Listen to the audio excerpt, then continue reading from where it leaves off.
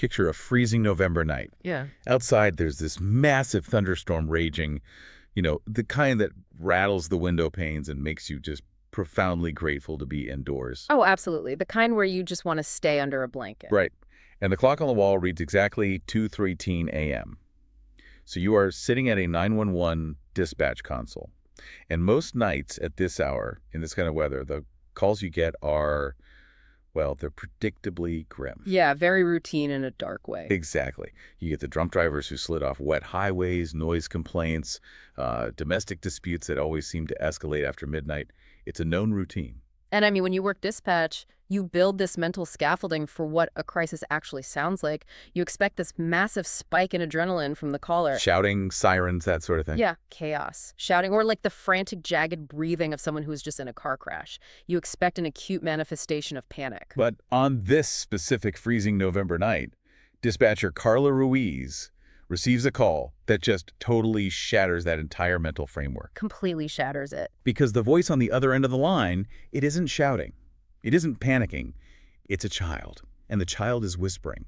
And that auditory detail right there, it completely alters the psychological profile of the caller. How so? Like, what does the whispering tell you? Well, from a behavioral analysis standpoint, when a child experiences a sudden crisis, their instinct is to cry out, right? They want to locate an adult to fix the situation. Right, they scream for mom or dad. Exactly. But when a child is whispering, when they are perfectly quiet and focused entirely on remaining hidden, that is a distinct behavioral marker of chronic fear. Oh, wow. That's so sad. It really is. It indicates they already understand the rules of their environment. Like they know that making a sound brings the threat directly to them. Man, that is just chilling. So today our mission on this deep dive is to examine the deeply unsettling excerpts from a case file known as The Echoes of Willow Road. It's a fascinating one. It really is. We're going to dissect a 911 call that honestly defies logic, physics, and time. We're looking at what happens when an official narrative just completely breaks down. Breaks down in the most spectacular way possible. Okay, let's unpack this. The call in question lasted exactly 4 minutes and 17 seconds. But, I mean, it was just long enough to ruin the life of the investigating officer, Detective Laura Bennett, forever. Because what starts as a deeply disturbing emergency very quickly spirals into this, well, an architectural and geographical impossibility. Yeah, let's start with the audio itself, because the raw data of this recording is just astonishing. It starts with heavy breathing. Then, this tiny, shaky voice whispers into the receiver, "Please don't let him hear me." Which immediately sets off alarm bells for the dispatcher. Right. Carla Ruiz immediately initiates protocol. She asks for his name. There's a pause. The boy says, "Ethan." And then the weather bleeds into the call, right? Exactly. Right over the phone, there's this loud crack of thunder. The boy flinches audibly. Carla asks where he is, and Ethan whispers, "In the closet." And in the background of the audio, you can hear wood creaking faintly, like distant slow footsteps echoing through a house. And keep in mind, the dispatcher's relying entirely on these subtle sound cues to gauge the threat level. Every single creak of those floorboards acts like a ticking countdown. It's terrifying. So Ethan whispers, "He's looking for me." Carla signals the patrol units and starts tracing the call. She asks Ethan for his address. There's this agonizingly long silence. And then Ethan says, "Farmhouse on Willow Road." Which is where things start to get weird. Right. Carla asks for the house number, and Ethan replies, 1698. And this is the exact moment the data contradicts reality, because there are no occupied homes on Willow Road. Not anymore, anyway. 1698 Willow Road actually burned to the ground back in 1998. Wait, 1998? Yeah, following a suspected murder-suicide that officially wiped out the entire family. So for nearly 30 years, that address has been nothing but an abandoned, scorched foundation. Okay, hold on. I need to stop you there. If the house burned down in 1998, how in the world is the 911 system routing the call to that specific address on Carla's screen? See, that is the core of the anomaly here. Modern dispatch relies on a system called Enhanced 911, or E911. Okay. And when a landline calls in, the system queries this massive database called the Automatic Location Identification, or ALI database. Right, to find where the call is coming from. Exactly. It matches the phone number's routing data to a physical registered street address. So for a Carla screen to actually populate 1698 Willow Road, the digital handshake between the telecom provider and the emergency database. It has to confirm there's a real phone there. Yes, it has to confirm that a physical copper wire is actively terminating at that specific geographic location. That is just wild. It's like typing a completely random string of letters into your web browser, hitting enter, and instead of getting a 404 error page, you pull up a live security camera feed of your own bedroom. That is a perfect analogy. I mean, the system architecture says it's impossible, but your eyes are seeing the data right in front of you. And that's exactly the cognitive dissonance Carla faces. I mean, what's fascinating here is her ALI database trace is pointing directly to an empty, burned-out lot, but her headset is telling her there is a terrified child trapped inside a standing physical structure. Two totally opposite realities. Right, and the human brain just cannot hold two mutually exclusive truths at the same time. One of them has to be false. So she actually mutes her microphone and tells her supervisor, this has to be a prank. See, I really struggle with that part. Yeah. Because if I hear a terrified kid whispering on the line, my first instinct isn't, oh, this is a prank. My instinct is, get the police there right now. Why would a trained dispatcher default to disbelief? It really comes down to crisis fatigue and systemic preservation. Crisis fatigue. Yeah. Dispatchers are just bombarded with false alarms, swatting attempts, system glitches. So when faced with data that blatantly violates the laws of physical reality, like a call from a house that hasn't existed in decades, They just assume someone is messing with them. exactly. The most logical, scientifically sound conclusion is human manipulation. Assuming it's a prank is really the only rational life raft available to her in that moment. But she unmutes the microphone, right? And the sheer terror in that child's voice prevents her from actually dismissing the call. Ethan says he can't leave because the man gets angry when people come there. The closet door rattles softly. Ethan gasps and whispers, he's downstairs now. So at this point, Carla is forced to engage with the reality of the caller. Regardless of the geographic impossibility, she has to play it as real. And honestly, the audio evidence escalates so quickly that the prank theory just disintegrates. Over the phone, Carla hears the sound of footsteps, just slow, deliberate thump, thump, thump. Creaking wooden stairs! The tension must have been unbearable. Oh, I can't even imagine. Ethan whispers he has the flashlight. And then Ethan says something that literally silences the entire dispatch center. He says he found my sister first. Wow. And that statement fundamentally shifts the threat matrix. It is no longer just a potential home invasion.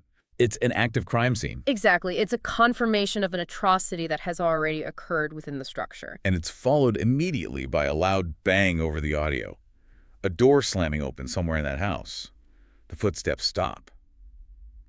And then comes this heavy, dragging sound. Like something being pulled. Yeah, something incredibly heavy being pulled slowly across wooden floorboards. Carla is practically begging Ethan to stay hidden. Ethan is crying, saying the man knows he's calling. And then another voice comes through the phone. The intruder. Yes, a man's voice, distorted like it's coming from a distance but completely calm. He just says, Ethan, come out now. Notice the severe contrast in baseline stress there. The child is terrified, but the aggressor is completely devoid of adrenaline. It's sickeningly calm. Right. A calm, gentle tone from an intruder implies absolute, uncontested control over the environment. He knows he has them cornered. Here's where it gets really interesting, though. If we assume for a second this was a prank, how hard is it to actually fake that kind of audio? I mean, pulling something heavy across the floor, slamming a door, playing footsteps, couldn't a teenager with a cell phone just mimic that? Well, you were touching on the science of acoustic profiling there.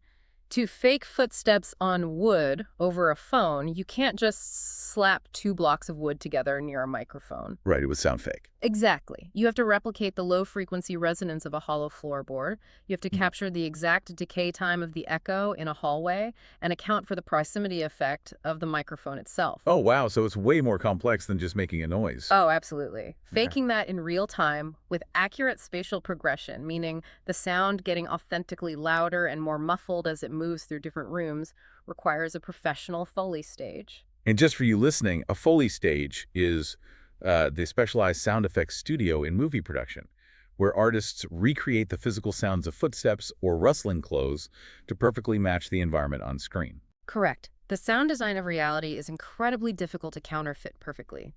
What this audio does is create an inescapable locked room mystery.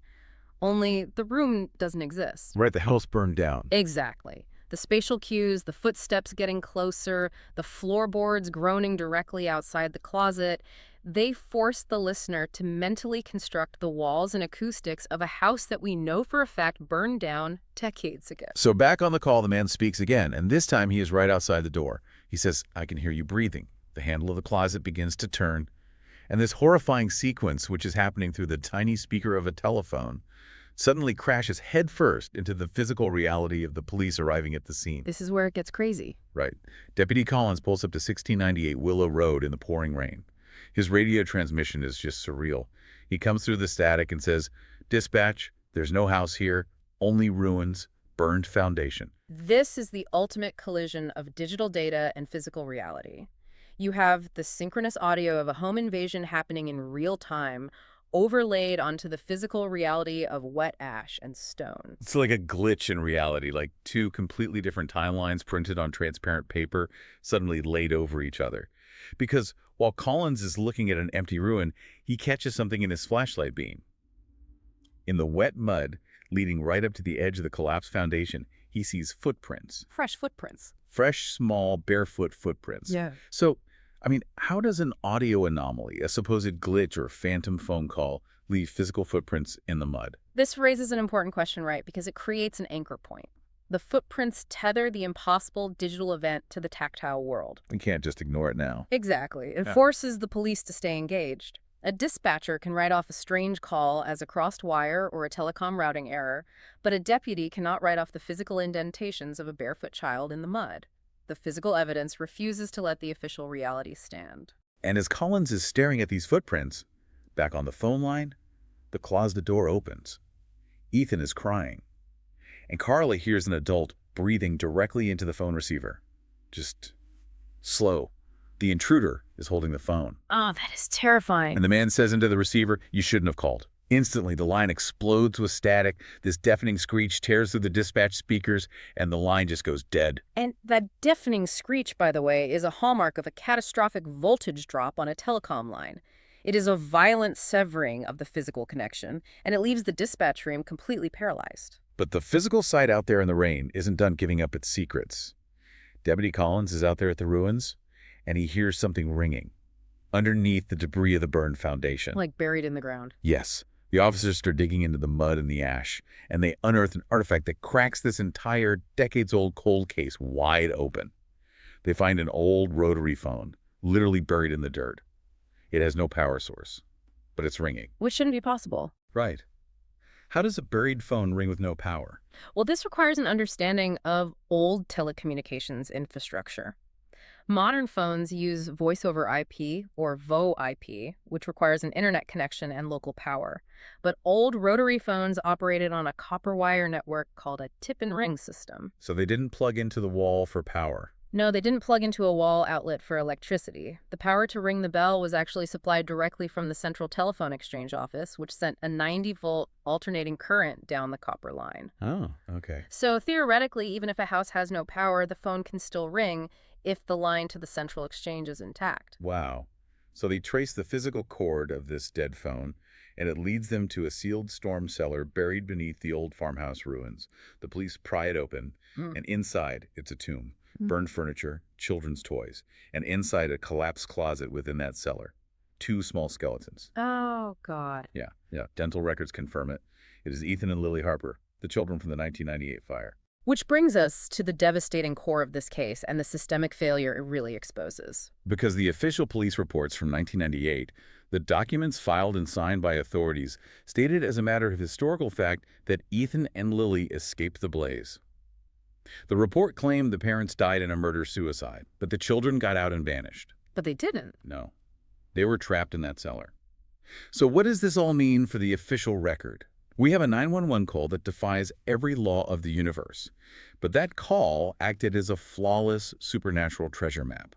If we connect this to the bigger picture, it highlights a profound intersection of justice and the impossible. The system, the police, the investigators, the adults in 1998, they failed Ethan and Lily entirely in life. Completely failed them. They constructed a convenient narrative to close a messy, violent file. Because the physical, systemic avenues for justice were sealed off, the victims bypassed the system entirely in death. The digital impossibility of that phone call was the only mechanism left with enough force to correct a physical, historical injustice. And the technical data from the follow-up investigation proves just how impossible this all was. Forensic investigators pulled the archived telecom records to trace the emergency call. The landline connected to that rotary phone at 1698 Willow Road. It had been permanently disconnected by the phone company in October 1998, 28 years ago. 28 years before Carla Ruiz picked up her headset. And from an infrastructure standpoint, a disconnect in wire is just dead copper in the dirt. It cannot carry a voice. It definitely cannot route a signal through a modern E911 dispatch matrix. Right, so Detective Laura Bennett, she became obsessed with finding a rational seam in the audio.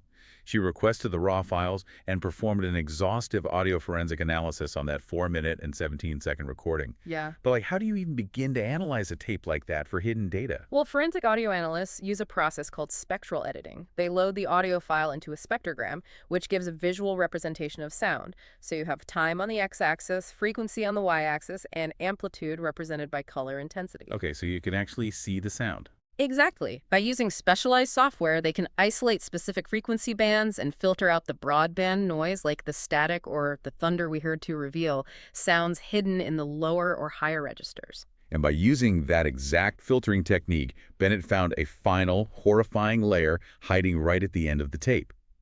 Beneath the static, in a very specific high-frequency band, right as the call disconnects, she isolates another voice. Not the child or the man. No. It isn't Ethan. It isn't the man. It's a woman's voice, whispering very faintly, "You finally heard us." Wow. That isolated audio file is the ultimate validation of their suffering. I mean, for almost 3 decades, they were screaming into the void of that sealed cellar. Yeah. That whispered phrase implies that the anomaly wasn't necessarily about revenge, but about an absolute, desperate need for a witness. To be heard is to exist. By receiving that call and tracking the ALI data, Carla basically pulled them back into the historical record. And the department's response to this earth-shattering event is almost as shocking as the call itself. They closed the case file with the official designation of an unexplained technical anomaly. Of course they do. Right. You look at the sheer bureaucratic audacity of a phrase like that. It is sterile, official language used as a heavy lead shield to just avoid confronting the impossible. It is a systemic defense mechanism. Institutions rely on order and predictable physics.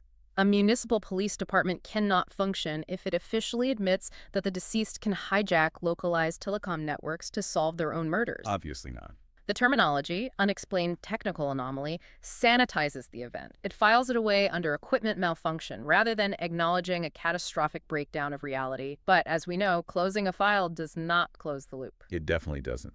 Because even though the case is closed, the echoes are still there. According to the night shift dispatchers, during heavy thunderstorms, the emergency center occasionally receives silent calls. Still, the E911 caller ID shows a disconnected number. And when the system traces the signal, the database always points right back to the burned ruins of the Willow Road farmhouse. That is bone-chilling. The operators say if you don't hang up, if you just stay on the line and listen to the static, well, you can still hear Ethan breathing quietly inside the closet, still waiting for the police to arrive. It operates as a tragic, permanent acoustic memorial. The physical bodies have been recovered.